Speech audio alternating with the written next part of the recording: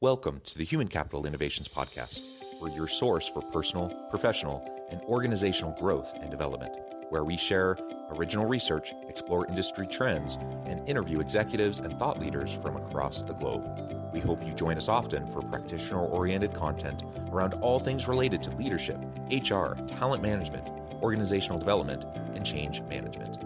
Maximize your personal and organizational potential with Human Capital Innovations Podcast.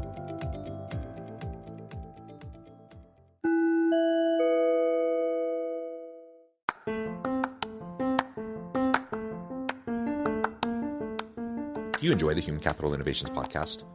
Enjoy ad-free listening by going to the Patreon page, and please consider contributing even at the producer or sponsorship level. And please leave a review. Thank you for your support.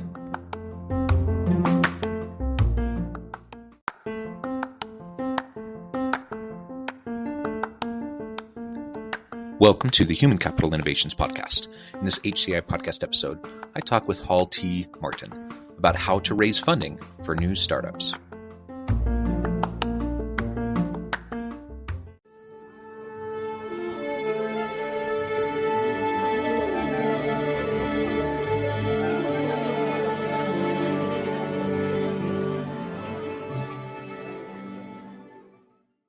Hall Martin, welcome to the Human Capital Innovations Podcast. Thanks for having me, John. It is a pleasure to be with you today. You're joining us from Austin, Texas. I'm south of Salt Lake City in Utah. And today we're going to be talking about raising funds for new startups. This is where your expertise comes in. I really appreciate you taking the time to share your insights with me and my listeners today. As we get started, I wanted to share Hall's bio with everybody. Hall Martin is the founder and CEO of 10 Capital and host of the Investor Connect podcast program. He launched the firm as the Texas Entrepreneur Networks in 2009. And today, 10 Capital has over 15,000 investors in its network and has helped startups raise over $900 million. He serves as the vice chair of the BELAY Angel Network. He previously led the Central Texas Angel Network as its first executive director. And really, I could go on and on and on, but clearly you're an expert in this area. It's a pleasure to have you. Anything else you would like to highlight about your professional background or just to share with listeners about your personal background before we get started? Sure. I'm an early stage guy. I worked for a company that I started in the early stage, but when it got to be very big, realized I wanted to get back to the early stage.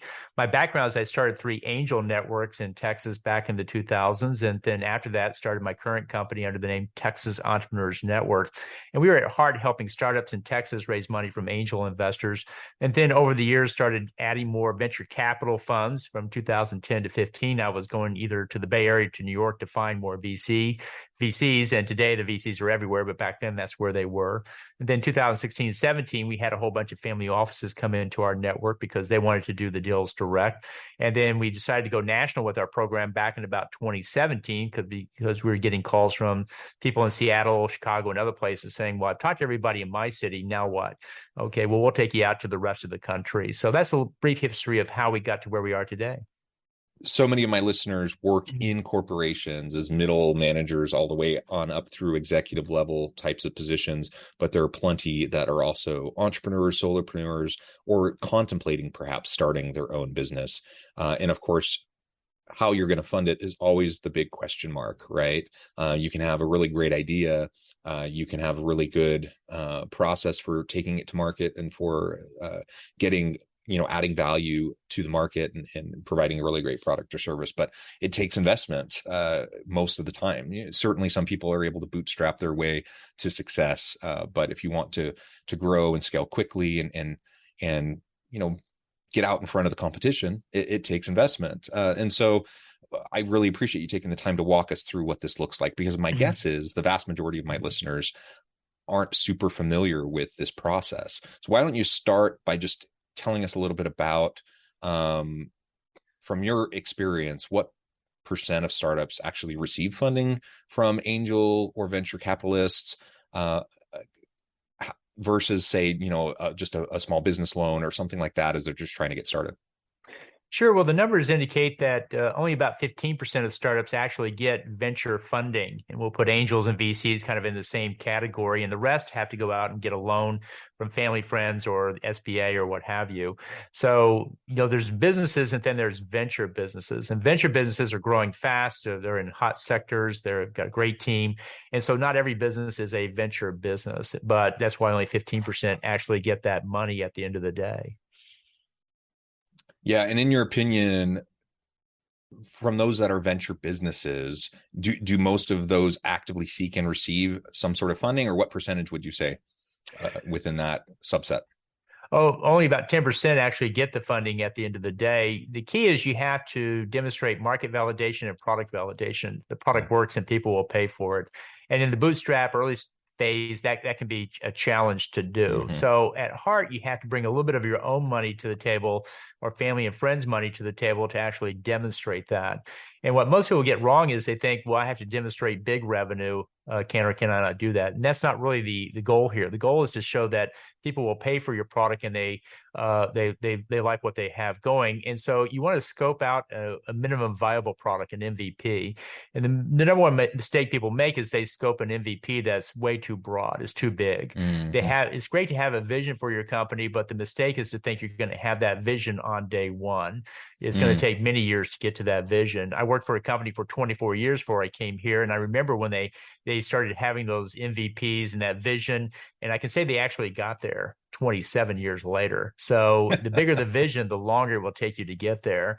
And so scoping out a minimum viable product, what you're looking for are the easy wins, the simple things you can do, because you want to be able to go back to your investor and say, the customers are happy with what we're building.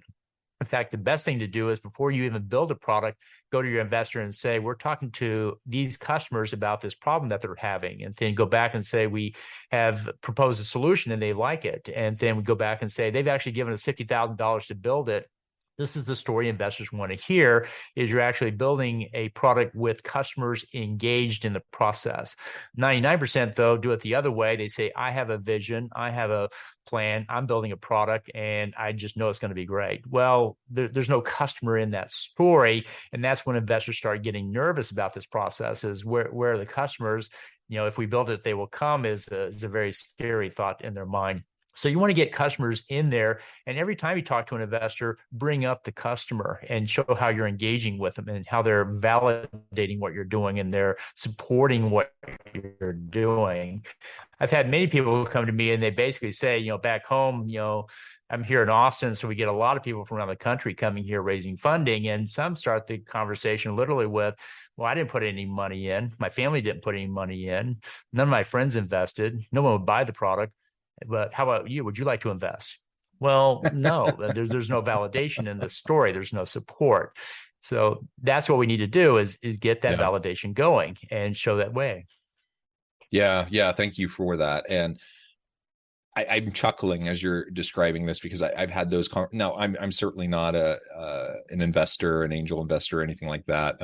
I've done my own entrepreneurial work over the years, but I talk with lots of people, and I've heard this story again and again and again. So I can't help but chuckle because I do hear that consistently, and you got to hand it to someone who's willing to step out there and take a leap of faith. And have faith in themselves, in their ideas, in some new product or service innovation that they have come up with. That's a bold thing to do, and I applaud people for doing that.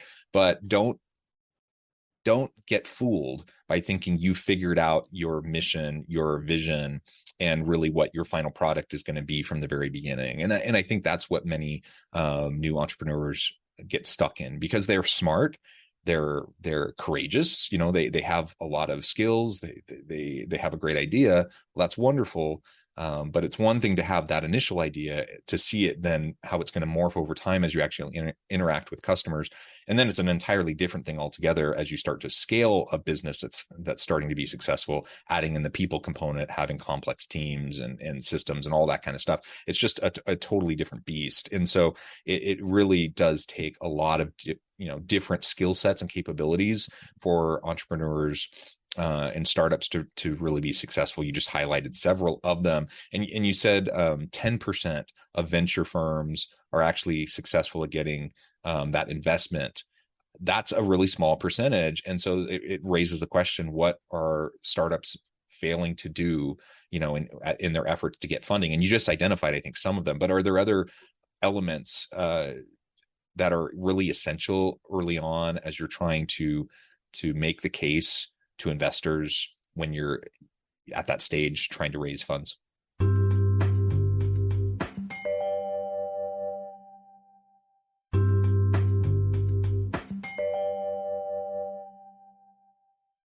I think building a relationship is a part of it. We're putting a fair amount of money on the table for these deals, and no one's giving you money unless they really know who you are. And part of the process of raising funding is to build that relationship, demonstrate your experience, demonstrate you follow up, you have milestones. One of the techniques I've heard is I'm not raising, but in 6 months I will be. Can I keep you informed of our progress? And then every month, send a short update about how you're doing. And that demonstrates you're following up, you're making progress on sales team and product and fundraise. And when the time comes to raise funding, they're educated about the deal. And so every investor has to pull back multiple layers of the onion to get to the heart of it. Each interaction pulls back one layer. And so if you can start that process sooner, that helps you a lot, because now they're up to speed with the market, the industry, why you're doing what you're doing, who you are, and you're getting those touch points in. They say it takes 7 touches to close a sale, so it takes 7 touches to close an investor. So at some point you have to put those touch points in, and the lack of follow-up is what gets most people. They just never go back to close the loop. Just the tenacity of it all, right? And being willing to go back and back and back and to close that loop and to continue to follow up is important. And to walk that tightrope of like not being like annoying and obnoxious, but doing it in a professional way and just making sure that you're keeping people up to date and up to speed with what you're trying to accomplish. It's just super important, and you just have to be able to do it. And like you said, building relationships. Go figure that in business, building relationships is going to be really important, and with investors, it's just as important as it is with any other aspect of business. So that's really, really essential. Now, you also mentioned you've started several of these different angel networks. So that's one approach. How do you go about finding investors? So I have this great idea. I think there's a market for it. I put in some of my money. I get friends to invest some money. We start to put out a basic product to test it out and get consumer input. We start to do all those things that you were describing. How do we actually go out and find them? That's something I've seen people be very frustrated with. Right. So angel investors are often in angel groups. That's one way to do it. That's pretty straightforward. You just need to start with your network and start seeing who knows somebody in an angel group or is an angel investor or would be open to an angel investment. And you just start circling out from there. One of the techniques I've seen that I always coach startups to do is most startups, at least good ones, do fairly deep dive research into their area, whether it be healthcare, fintech, or otherwise. And I say, well, if you want to build a network of investors, take your research, package it up into a very professional-looking 25-slide set, and offer that to everybody you know. Love to meet you in the coffee shop or on Zoom and walk you through my latest research in the payments sector of fintech, because that's where you're working. And those who are expressing interest in that, I want to hear your research and so forth. Come on in and you do a half-hour walkthrough of the slides, explain what you're seeing out there. What are the up-and-coming companies? What are the new business models? What are the current trends? What are the regulatory challenges? What are the key questions to ask these companies? Because you figured those things out. Investors love to be educated about sectors. There's over 200 sectors out there a broad-based investor needs to know, and it's very hard to keep up. It's too many things moving at once. If you're there giving them the deep dive on a 1 or 2 sectors, they're signing up for that because that very much helps them do it in a very time-efficient format, and then go out and start educating people on this industry segment. The beauty of that is at the end of that process, you say, I'm building a company in this, or later come back and say, I'm building a company in this segment. They're already up on the key issues in your industry. Most angels are generalists. They're not necessarily educated on your sector or business. And so you have to get them up that curve at some point. Why not do that up front in a little bit more of a broad-based a way to get a group of people up and then go back and start to work them from that angle.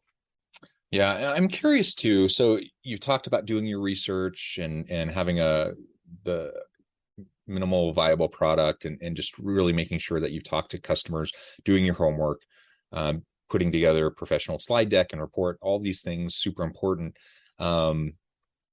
I'm also curious though, because I hear stories. I've never actually experienced this myself, but I hear stories of certain sectors where money just flows like honey, and HR tech, for example, that's an area where there have been times where you got an idea and you go pitch it, and man, there's money coming out of the woodworks because everyone wants to get on that train, even if you haven't really done a whole lot of the legwork. So I'm wondering what your experience has been, with different types of sectors and industries, and what the different experiences might be for startups and trying to find investors. Well, there's two answers to that question. The first is you do want to be part of a hot sector industry. Yeah. You want to attach to that. And in today's world, blockchain, AI, healthcare, certain elements in fintech and others are very hot. And you want to be a part of that in some way because that rising tide is going to lift all boats and you want to be in there as well. So you want to position yourself as relevant to that. The other is when you hear these groups that raise funding, what I often find is these are second, third, or fourth time serial entrepreneurs, and they're going back to people they already know. And they've already built a relationship with them. They've already proven their track record. And so all they really have to do is just give them the deal terms or the current deal that they're working on. And then the money flows in that case. So if you get to that level with it, then you'll find out that, yeah, some of that money flows more quickly, but they've got a track record, they built a relationship, and you have to do that as well. And so first-time entrepreneurs do have that challenge. You have to prove yourself at some level. Proving yourself always is so important. And if it happens, if your rising tide lifts all ships, you happen to be in an industry that's a hot sector, hot industry, and you get the money a little bit easier, all the better, right? But make sure that you're doing your homework, getting all your ducks in a row, building those relationships, building the trust and the confidence that investors will have in you and your ideas moving forward. What do you think some of the biggest mistakes are that startups make when they're pitching investors?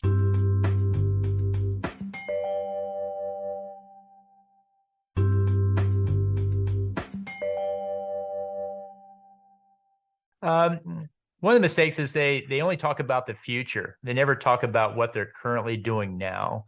And you really need to demonstrate the growth story, not just predict it. And by that, I mean, you need to come in showing how today we are generating revenue, we're closing sales, we're building product, not tomorrow we're going to do that maybe. And so you have to more focused approach. And the second thing that kind of goes with that to an investor empty-handed. If it's just an idea, nothing things, talking to customers, building product, getting interest from them, building teams, gathering competitive advantage and IP and value props together for the investor to grab onto. So all of those things really, some people think that, they can go raise $500K and pay you to go do all of that, but that's pretty rare. Most investors are not doing that. They're expecting you to bring some of your own money and have some of your own skin in the game. And one thing to do is if you plan to put money in the business, take it out of your pocket, put it into a company bank account, and then spend that down and say, I invested this money into my business. And if you have, 50, 100K in there, that shows skin in the game. And you're not just doing the OPM, other people's money thing. And it helps, close the investor. Yeah, good. And I'm wondering also, you hear about the different stages of funding and not being a real expert in this space. Maybe you could describe that for us a little bit. Now, when you're just brand new and you have your founding team, that's one thing, but then you have multiple stages of getting new rounds of funding, and that allows you to scale and grow.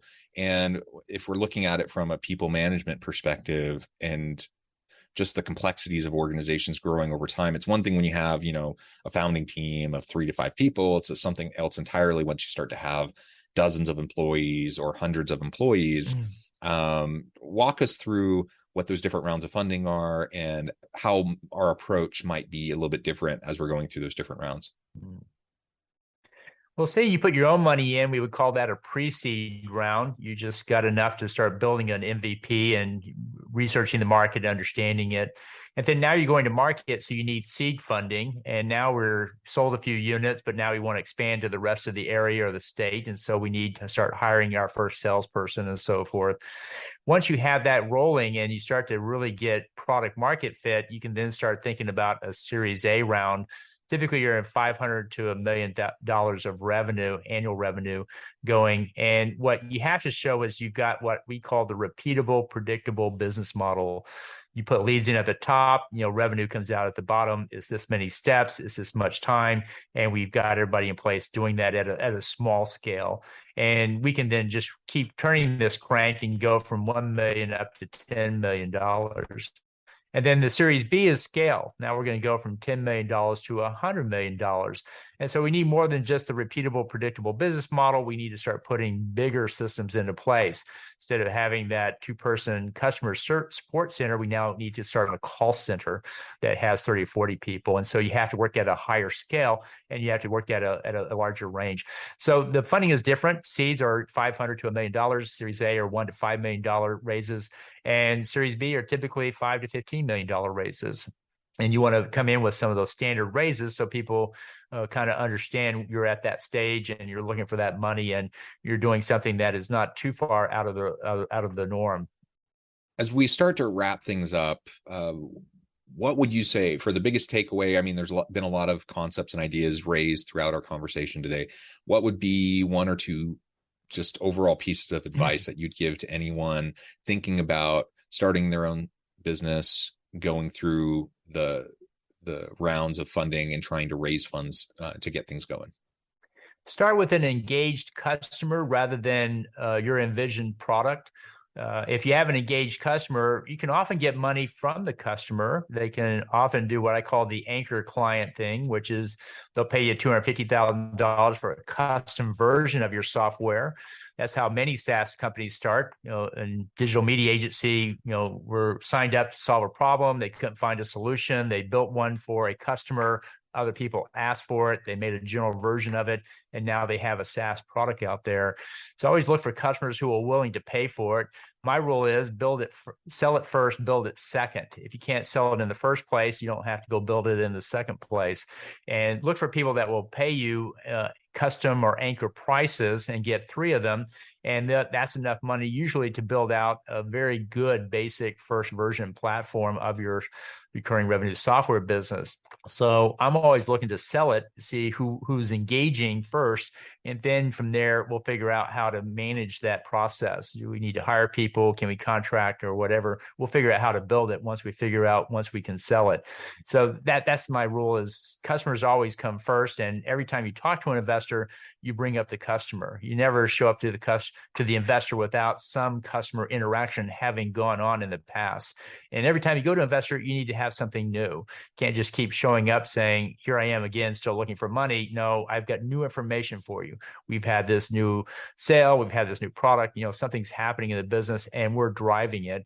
We focus on sales, team, product, and fundraise because those are things the startup is focused on and working on. After the first pitch, investors really don't care what happens in the market or what the competition did. They really care about what you do.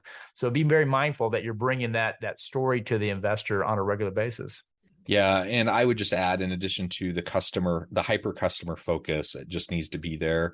I like to zoom out just a little bit from that and just think about things from a people-centric perspective. So customer, of course, is king. So customer number 1, but also thinking about your team, thinking about the other people involved in this endeavor, and think about the advisors and the team and the mentors, the people that you have around you, because investors are going to want to see a strong team as well. And that's going to really help you build confidence and build those relationships over time as you go throughout the various stages of fundraising for the business. Well, Hall, this has just been a great conversation, a lot of fun. I've learned a lot. Hopefully it's been a helpful conversation for all of my audience. Before we wrap things up for today, I just wanted to give you a chance to share with listeners how they can connect with you, find out more about your work, your team, and then give us a final word on the topic for today. Great. Yeah. So you can reach me at 10capital.group, our website. That's 10 capital.group. There's no .com on that. The .coms were taken up years ago, so I went with the .group. I wanted 10 because it was Texas Entrepreneurs Network shortened, and so it worked for us.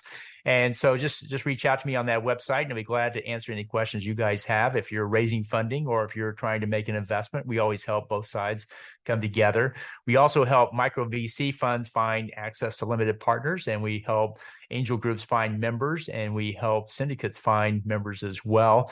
We're all about capital formation up and down the stack, not just with the early stage startups, and happy to help anybody in those directions, because I'm at nature believe in entrepreneurship and innovation is what solves problems at the end of the day. And so that's why I support that.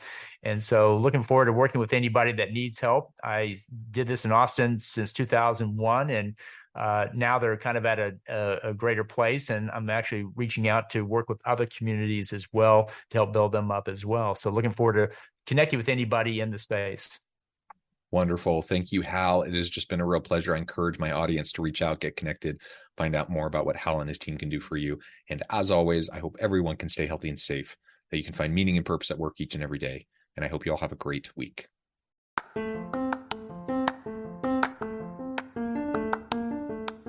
you enjoy the Human Capital Innovations podcast? Enjoy ad-free listening by going to the Patreon page. And please consider contributing even at the producer or sponsorship level. And please leave a review. Thank you for your support.